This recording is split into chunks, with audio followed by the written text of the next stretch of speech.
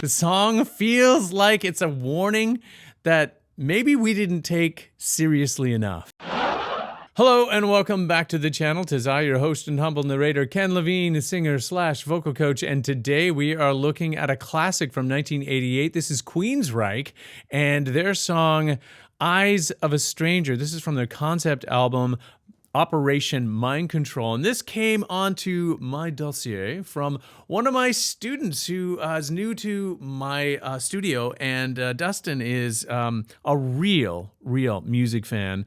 And he's all the way down in Tennessee anyway. Shout out to Dustin here. And this is his suggestion. I think you might like this. Well, we are always a fan of Jeff Tate, Queensrÿche on the channel. So let's give this a try and see what we see, hear what we hear. Let's do this together. 3, 2, 1.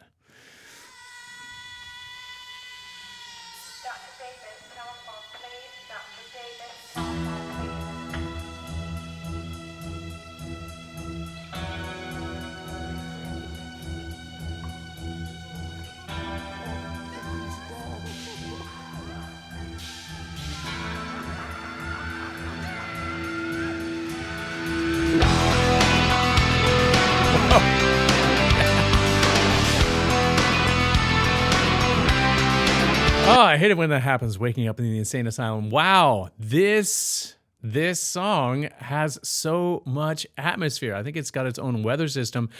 At the beginning there, I was really grooving with those cellos and double basses. Boom, boom, boom, boom. That wasn't an electric bass. That was like a full string section there, setting up the atmosphere. Obviously recorded at some other location where the band was, because they must be on another planet.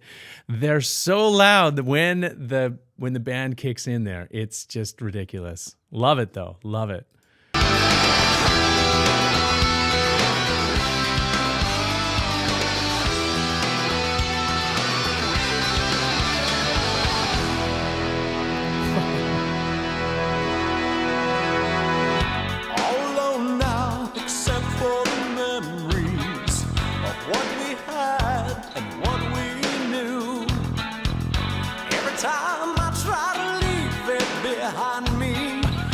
I can't figure out what has more character, Geoff Tate's voice or his glorious mullet. Man, that is hockey hair from the 1980s. Yeah, jealous is the word. Yeah, I'm looking for. Jealous, indeed. I see something that reminds me of you.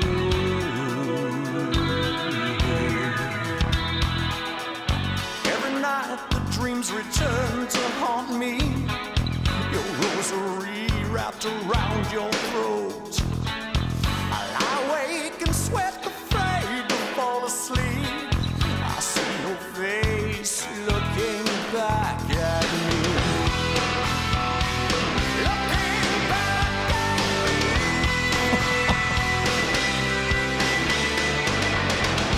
And I raise my head and stare into the eyes of a stranger. I've always known that the mirror lies. Oh, man. Jeff Tate's voice and his range is just, it's ridiculous. I wouldn't be surprised if he's basically in, like, not even opera land. It's beyond that. This progressive rock, metal tone that he has, that he was pioneering at the time, it's so otherworldly, and I think sets the bar so incredibly high for all the other rock, prog rock, metal artists of that era. I mean, he was of that era, and he, I think, helped define it, obviously.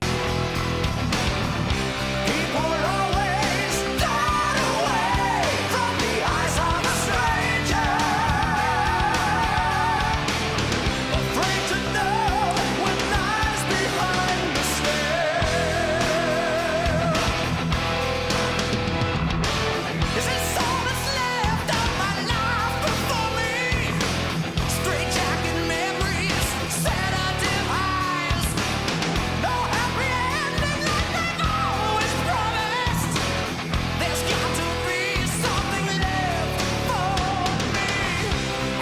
Man, his voice really does carry it. I mean, his voice carries so much pain and urgency in that. You don't just hear the song when he's singing that. It goes straight to your bones. Like I'm getting the chills up and down my spine here. Those are. It's not just high.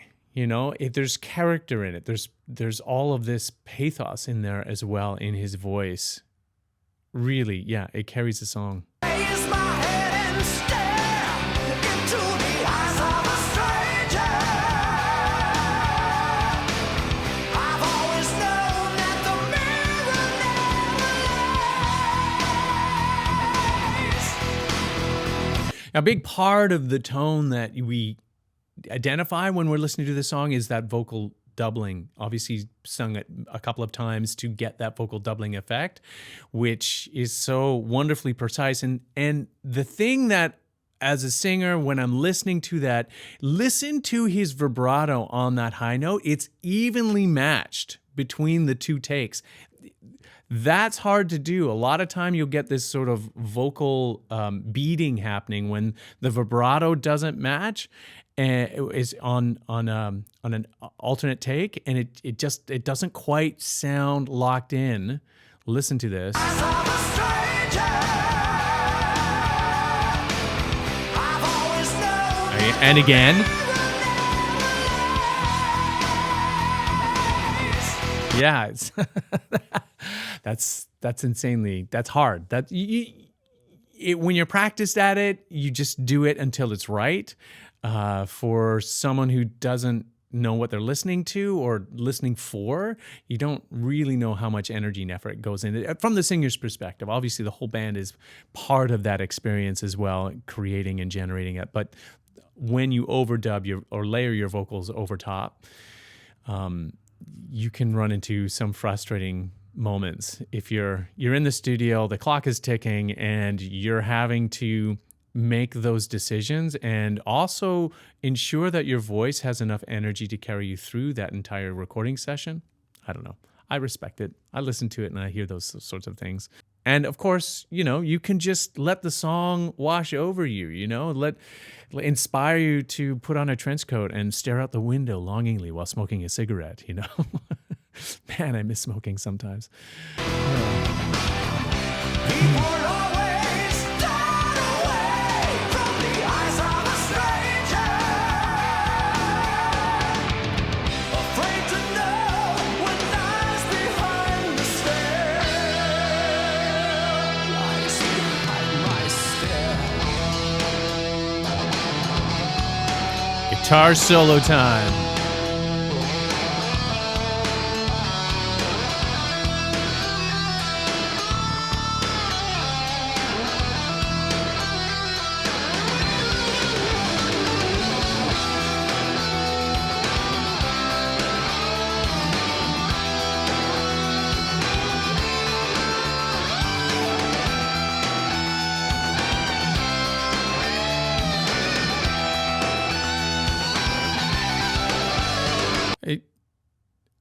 It's a standard neck, isn't it? I'm looking at his guitar as he's soloing there. It feels like the neck is a little bit wider than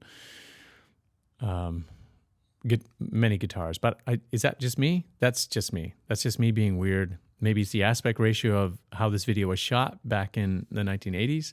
But it seems like his guitar's got a wider neck. How many times must I live this tragedy?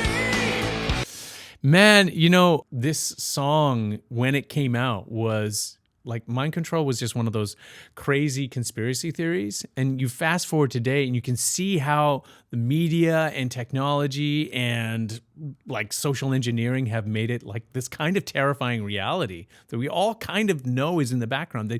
Those themes of manipulation and control and the whole crisis of identity that we all kind of feel in a small way. This is like mirroring those real life experiments that we saw on in MK Ultra, or read about, I suppose, and now being exposed. I mean, this song, this whole album makes it feel really eerily prophetic. You know, like this is Queensrÿche in 1988 was writing lyrics that feel like the soundtrack to every whistleblower's nightmare. You know, the song feels like it's a warning that maybe we didn't take seriously enough. How many more lies will they tell me? All I want is the same as everyone. Why am I here? And for how long? And I raise my head and stare into the eyes of a stranger. I've always known that the mirror never lies.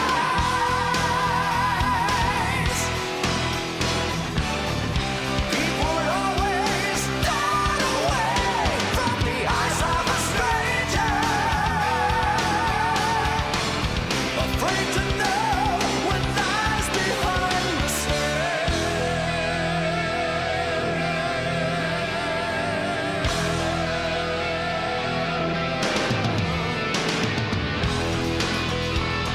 So, who is the nun, that sweet looking nun to him? Was it someone that he knew from his past? I guess I need to listen to the whole album to piece these things together, these clues together, to sort of figure out what the narrative behind all of this is. There's obviously way more to this whole song. I need to go back again. Sorry, guys. Afraid to know what lies behind the stare.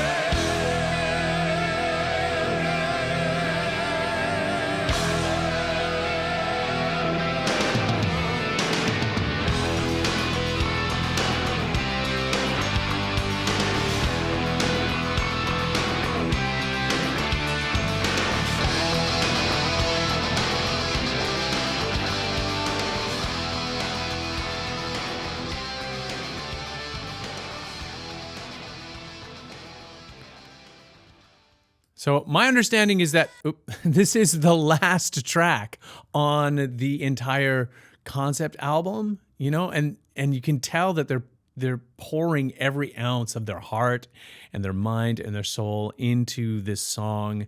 And yeah, I feel, but I don't know. Is that right? Am I understanding that this is the last track? I think it is. And it just sort of fades off with him left in a chair in an insane asylum. like that's dark, bleak, and yeah, interesting too. A lot of metaphors going through there, a lot of storytelling. The eyes of a stranger, the mirror never lies. That's, yeah. Yeah, it is sort of like as it fades out, there's this sort of like this echo of a memory that you can't quite grasp, and I think that really comes together and comes through in this. Okay, so I think that pretty much wraps it up for me. What do you guys think? Tell me your thoughts down below in the comment section. Did this transport you back to 1988? Does it feel oddly prescient and top of mind right now? So leave those comments down below in the comment section, and as always, if you are a singer or someone who would love to sing and maybe take the plunge like Dustin did, you can do that. I will leave some links down below where you can get your free vocal assessment. And you can get a sense of where you stand. Where is your voice? How does it sit? Are you a baritone? Are you tenor? Are you soprano? What would be involved in improving your voice to get it to maybe not Jeff Tate level, but the best version of you that you can possibly make it so that people actually like it when you sing? You know, that's not a lofty goal. In fact, it might be closer than you think.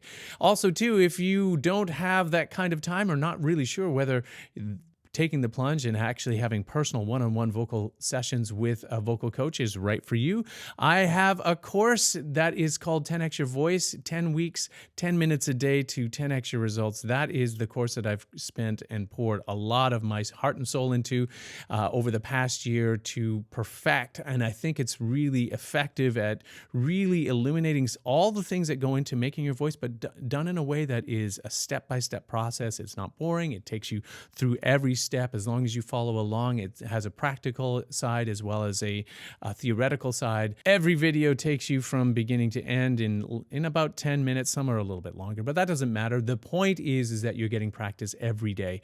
So if that appeals to you, I will be sure to leave those links down below in the description of this video as well.